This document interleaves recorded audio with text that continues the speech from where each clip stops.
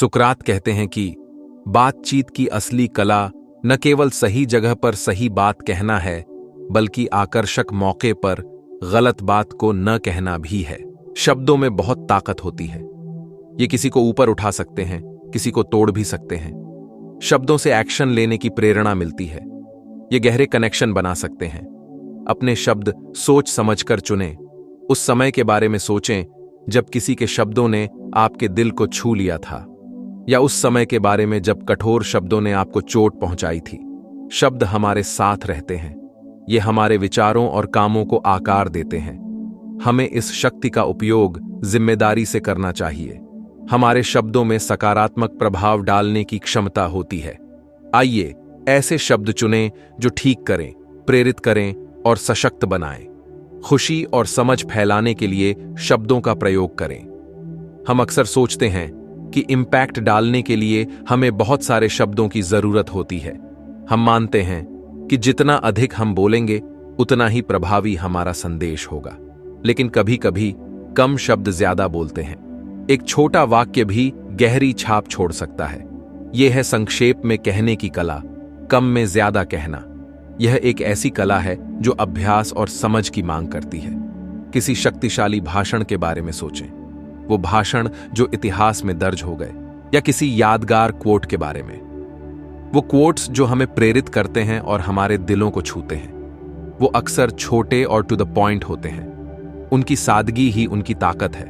वो एक lasting impression छोड़ते हैं क्योंकि वो संक्षिप्त होते हैं। उनकी संक्षिप्तता ही उन्हें यादगार बनाती है। जब हम बहुत ज्यादा शब्दों का इस्तेमाल करते हैं तो हमारा संदेश गुम हो सकता है। शब्दों की भीड़ में असली बात खो जाती है। लोग भ्रमित हो जाते हैं या बोर्ड हो जाते हैं। लंबी बातों में उनकी रुचि कम हो जाती है। लेकिन जब हम संक्षिप्त होते हैं तो हमारा संदेश स्पष्ट और शक्तिशाली होता है। लोग ध्यान से सुनते हैं और समझते हैं। याद रखें, लेस इज मोर। कम शब्दों में भी बड़ी बात कही जा सकती है। अपने शब्दों को ध्यान से चुनें और हर एक को मायने रखें। हर शब्द का अपना महत्व होता है। संक्षिप्तता क्लैरिटी लाती है। जब हम कम शब्दों का उपयोग करते हैं तो हमें अपने संदेश के बारे में सोचने पर मजबूर होना पड़ता है। हम केवल सबसे महत्वपूर्ण बिंदुओं को चुनते हैं। इससे क्लियर एंड इफेक्टिव कम्युनिकेशन होती है। कल्पना कीजिए कि आप एक जटिल नक्शे के साथ अपना रास्ता खोजने की कोशिश कर रहे हैं। एक सरल नक्शा का पालन करना बहुत आसान होगा। कम्युनिकेशन के साथ भी ऐसा ही है। संक्षिप्त कम्युनिकेशन एक स्पष्ट नक्शे की तरह है। ये लोगों को हमारे संदेश को आसानी से समझने में मदद करता है। उनके इसे याद रखने और इस पर एक्ट करने की संभावना ज्यादा होती है।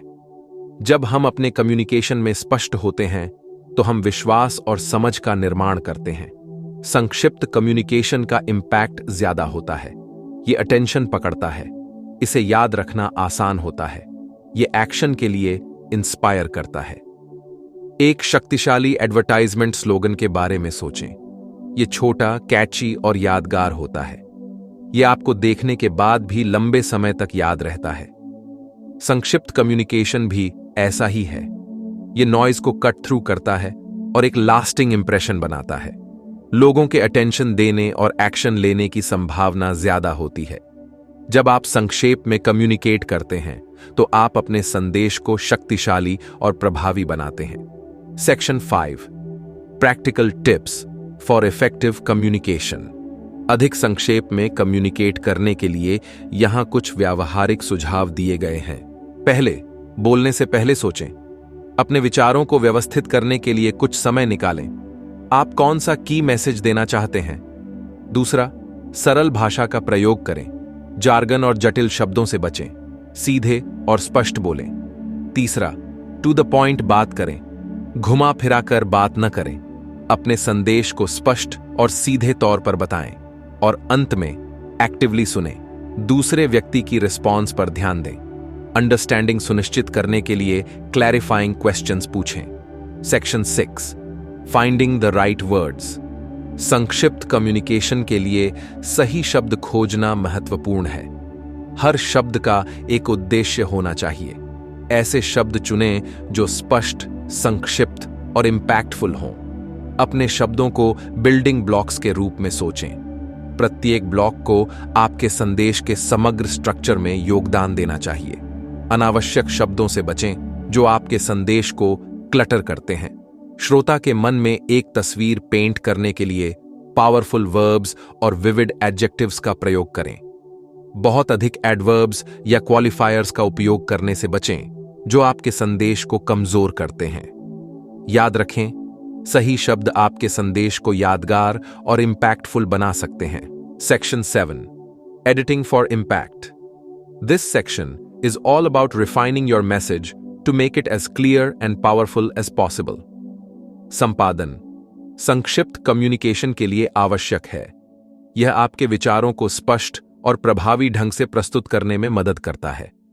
लिखने या बोलने के बाद अपने संदेश की समीक्षा करने और उसे रिफाइन करने के लिए समय निकालें। यह प्रक्रिया आपके विचारों को और भी सटीक और प्रभावशाली बना सकती है। अनावश्यक शब्दों और वाक्यांशों को हटा दें। यह आपके संदेश को कंसाइज और डायरेक्ट बनाता है। कल्पना कीजिए कि आप एक स्कल्प्टर हैं, स्टोन के एक ब्लॉक को चिपिंग अवे कर रहे हैं ताकि परफेक्ट फॉर्म को रिवील किया जा सके। हर शब्द और वाक्य को केयरफुली चुनें। एडिटिंग भी ऐसा ही है। यह एक कला है जो प्रैक्टिस और पेशेंस मांगती है। आप अपने संदेश को रिफाइन कर रहे हैं ताकि उसे स्पष्ट और शक्तिशाली बनाया जा सके। यह एक इटरेटिव प्रोसेस है। उन एरियाज को देखें जहां आप वाक्यों को छोटा कर सकते हैं या स्ट्रॉन्गर वर्ब्स का उपयोग कर सकते हैं। यह आपके संदेश को और भी इंपैक्टफुल बनाता है।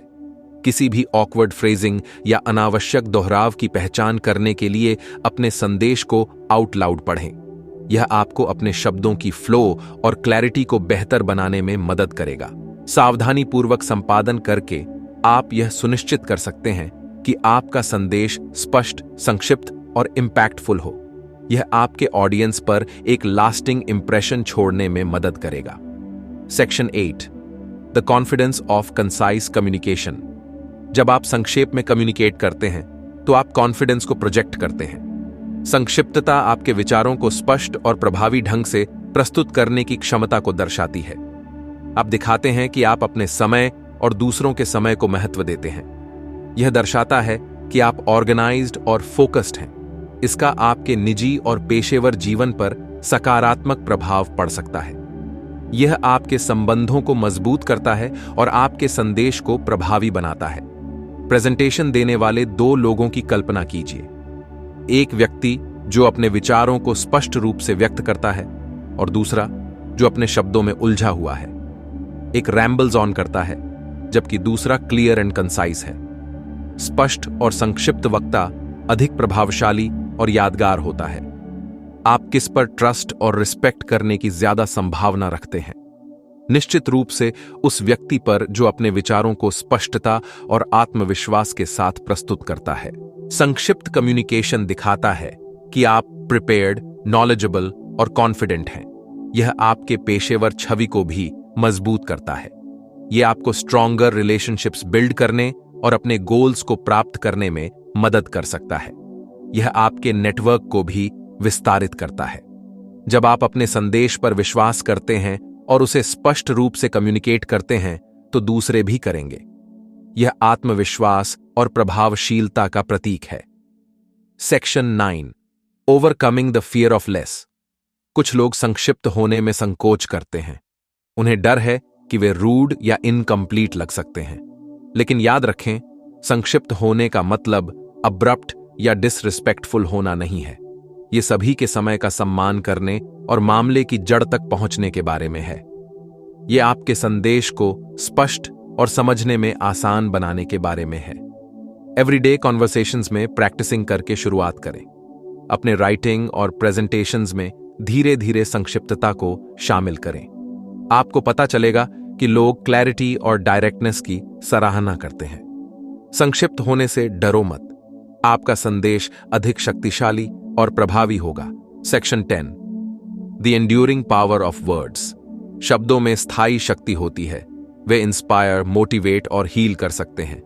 अपने शब्दों को ध्यान से चुनकर और संक्षिप्तता की शक्ति को अपनाकर हम दुनिया में सकारात्मक बदलाव ला सकते हैं। अपने शब्दों को अच्छाई के लिए एक ताकत बनने दें। काइंडनेस, अंडरस्टैंडिंग और होप फैलाने के लिए उनका इस्तेमाल करें। याद रखें, कुछ शब्द भी दूसरों पर प्रोफाउंड इम्पैक्ट डाल सकते हैं।